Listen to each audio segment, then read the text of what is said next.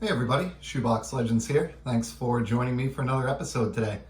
Specifically a Signature Sundays episode, which is a recurring segment here on the channel looking at some signed cards in my collection. And in front of you here, obviously, you see the famed 1989 Upper Deck Ken Griffey Jr. That is not autographed. I don't have a signed copy of that card. Love to have one someday, but it is here to provide some background context or for comparison's sake, I guess, for a hockey card that we're going to look at this week.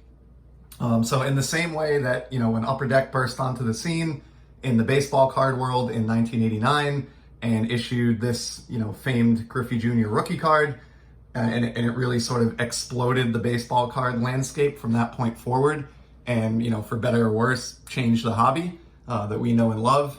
Well, in the hockey side of the house, the same thing happened in the year 1990. So prior to 1990, 1989 and backwards, you basically had O-Pee-Chee and Topps, which was the same set. O-Pee-Chee was issued in Canada and had a larger checklist and brighter cardstock back.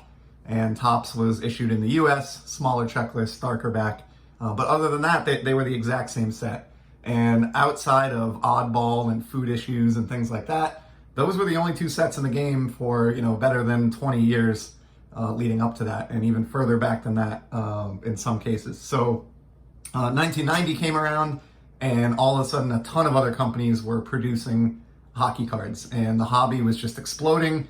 It was going through that first initial boom right around this time, and so you had new companies on the scene in the hockey card game, like Pro Set and Score, and of course Upper Deck got themselves involved in hockey as well. And so the landscape really changed. But in that year, of all the newcomers and the existing sets, all the hockey cards that were produced in 1990, there was one card in particular that was red hot during those initial few months, or really throughout that whole year. And it was the card that you see here. It was the Score Future Superstar Eric Lindros. And of course, he went on to, at the time, this guy was projected to be the next Wayne Gretzky, the heir to the great one. Of course, those are shoes that almost nobody can be expected to actually practically fill. However, Eric had an amazing career and actually did rightfully get enshrined in the Hockey Hall of Fame after his retirement. So he turned out to be a stellar player. He dealt with concussions and some other injuries, but still that sort of limited the length of his career. But nonetheless, he was able to stick around long enough and accumulate enough impressive numbers and accolades that he has gotten a place in the Hockey Hall of Fame. So anyway, back to 1990, this card was like lightning hot. This was the single hockey card that every single young aspiring collector wanted to own. It was very much the hockey equivalent to the 1989 Upper Deck Griffey, which is why we have that one in the background for today's episode.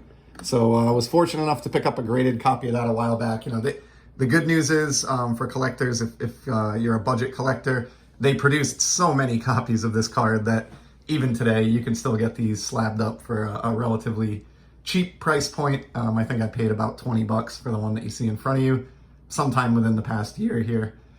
So highly recommend picking that up if you're a early hockey collector that's just getting into the game, like someone like my buddy Brian at Walk and Box, especially being a Flyers fan. That's a pretty epic card to have, but really an iconic hockey card of the entire 1990s and sort of just in general, and can't recommend it enough for that reason.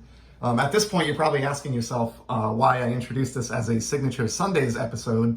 And there is an end game here to all this babbling and lead up, and really want to show off a card that I am absolutely thrilled to add to my autograph collection. I don't pick these up or autograph cards in general as much as I used to back in the day, but this is one that I've landed within the last calendar year, and it was just for all the reasons I just talked through.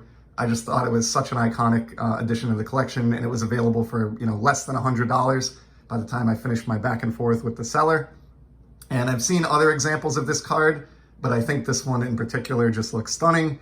And it is, of course, an autographed version of that very future superstar Eric Lindros card. And he has signed it here, nice, bold autograph, bold Sharpie, and what I love about this one, couple things.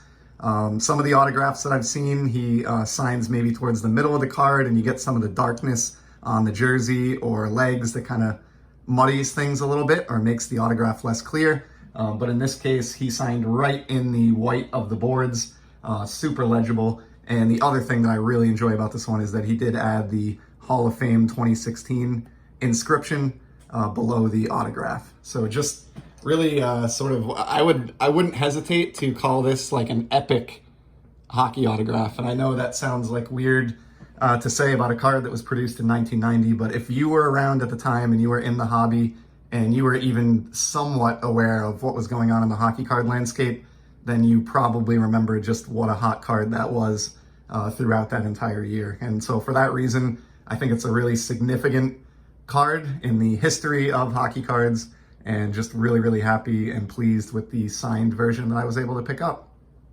So that is really it for today. Just have that one autograph. I think this card is special enough that it deserves its own episode and its own accolades. And so just wanted to show that one off. So I appreciate everybody joining me this week. Hope everybody's enjoying collecting and having a great time in this hobby and staying safe, most importantly. And I will be back in the near future with some more sports card content. Take care.